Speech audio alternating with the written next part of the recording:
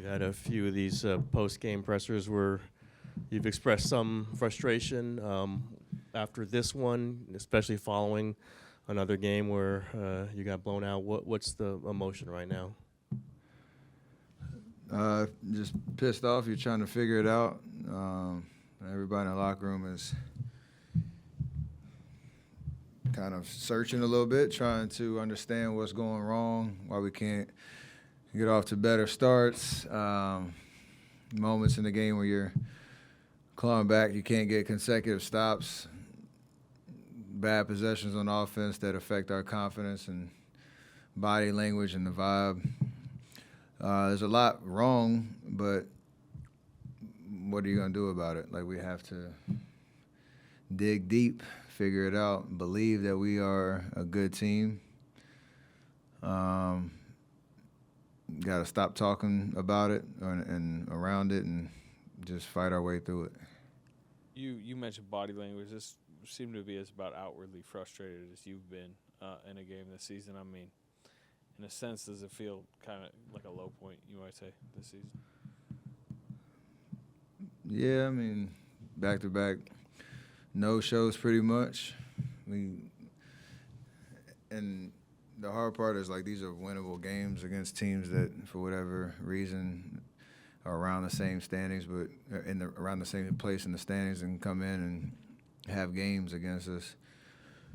Even Miami, they played a double overtime game last night and came in here and whooped us. So for all the reasons, yeah, it's just not a great feeling. You have nothing to show for it, nothing really to kind of latch onto as like, oh, we're doing this great. If we could only, it seems like both sides of the ball are struggling. They're probably connected. Just if you make shots, usually your confidence goes up, your belief that you can win the game goes up. It helps you play defense. But once you lose that spirit, it's glaring how bad we can be at times. So you got to be able to kind of fight through that. Stephen, you guys this stretch has gone now since mid-November, so it's going on 2 months now. I think you're 6-15 over that stretch. Obviously, you want to be a playoff team. That's the goal here to begin with. How do you stay confident in believing that you guys will get there? Because there's more games to play. So you're going to put that jersey on whatever day, Thursday, and walk out of the locker room with the confidence that we win that game. And we're professional basketball players. It's our job. That's what we're going to do. What are the things you need to see and feel? Just sustain parts throughout the game where you're getting rewarded for the effort and the execution on both ends of the floor. You want to make shots. Like, talked about it going through the holiday break when the calendar changed. We've only had the Philly game, really, and the Memphis game when I was out where shots have fallen. Other than that, it's been very, very dry. So you have to, again, the mental can do a lot in that part, I think, and that's why nobody's giving up hope. You got to have a sense of urgency, though. Steph, what else could you and Draymond do? You've tried talking to the team. You've even tried celebrating your first shot to go in so that guys would feel that type of joy. And I think Trace said that Draymond said something like, we've lost our soul. We have to get back to having more fun and having joy. What else can you guys do to get that going? At the end of the day, we are a team, and we are all tied together. We're all accountable for the results of each night, how our season ends up. It's not just a me and Draymond thing. It's not just a me thing. It's a we thing. So what we all need to do is just play with confidence, play with assertiveness, play with the belief that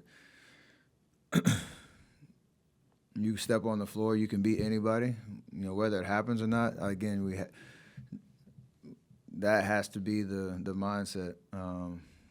Again, until things change, like,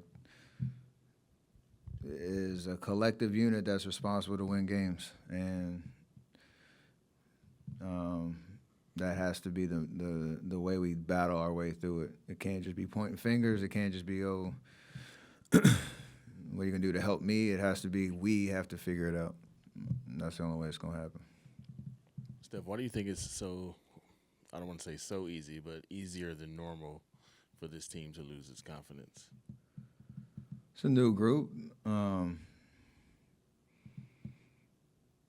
Yeah, we obviously made an in-season trade, so you're trying to build chemistry on the court, on the fly. We were already in a kind of a downward spiral before that happened, and this team hasn't been. This particular team hasn't done anything. Like there's always comparisons to the 22 season or the last 2 years. Like this team hasn't done anything, so the confidence can wane if. Again, you're missing shots. You're feeling the pressure. You're feeling like everybody's trying to, do a little bit too much to try to get over the hump. Trying to maximize the minutes you have out there, and when you have a bad minute or two, you start maybe overthinking a little bit, getting a little down on yourself. We're all kind of victim of that at times. So I don't know. That's just been the kind of pattern with our group. So we have to be able to address that, acknowledge it, and approach things differently. You've been through this before. You had 2021, last year points. Does that make it easier, or does it make it more frustrating that you're back in this spot again? I mean, I hate losing no matter what the situation is. So, the deeper you get into it, you hate having kind of deja vu. So you're trying to not allow your mind to go there, but again, maintain the hope and belief that this team can win. But it's frustrating. I hate when you experience winning, you hate losing even more because you know what it takes to get there. And if you don't have the answers, it's a rough feeling on a night to night, especially when nights like tonight happen. How do you think this team just gets better offensively? That seems to that's 2 straight games under 100 points. Honestly, I have no idea.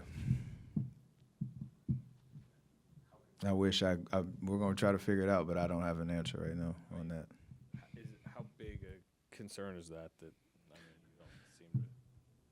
don't seem to? Well, making shots, you could talk about that, but how much of that do you really control?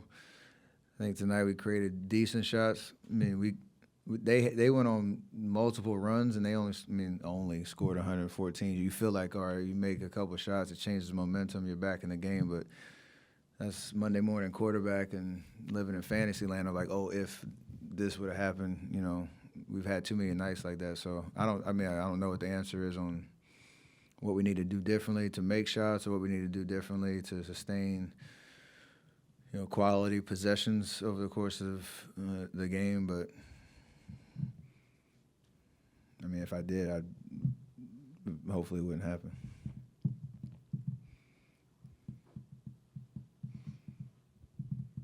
Steph, how much is it too that I know you're the guy that's always going to be most nights going to be the leading scorer for the team, but as far as getting the other guys involved and trying to get more of their shots to fall? I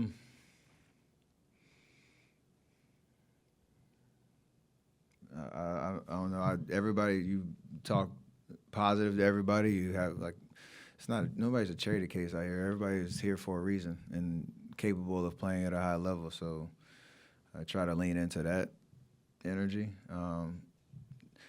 Miami plays zone most of the game. Outside of me, we got up 33 threes. Most of them are decent looks. We just have to make them. That's part of basketball, part of scoring, part of allowing yourself to be in games, even if you're not having your best night. You want to see the ball go in the basket, but you got to continue to think positively, be able to move on to the next shot, the next play, the next game. Not dwell on it too much. It's easier said than done. It's kind of a learned experience, and we got to learn that. Steve was in here earlier, and he said kind of implied that you can have situations where missed shots affect guys defensively. Do you sense any of that happening too?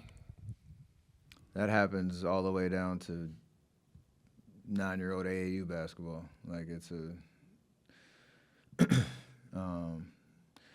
It's human nature at times, but you can't allow that over multiple games, over multiple weeks, be a constant pattern.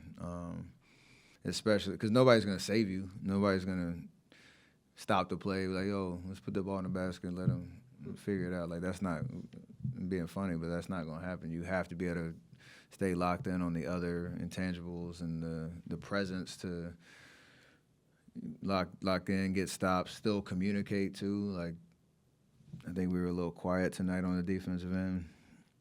But yeah, it preoccupies your mind at times because you're worried about, when's my next look going to be? Why did I miss it? You're thinking about that while you're running in transition. You might lose your man. You might not talk on the switch. And then that's a snowball effect. So mature teams and good teams are able to battle through that. We haven't shown that. I think we can.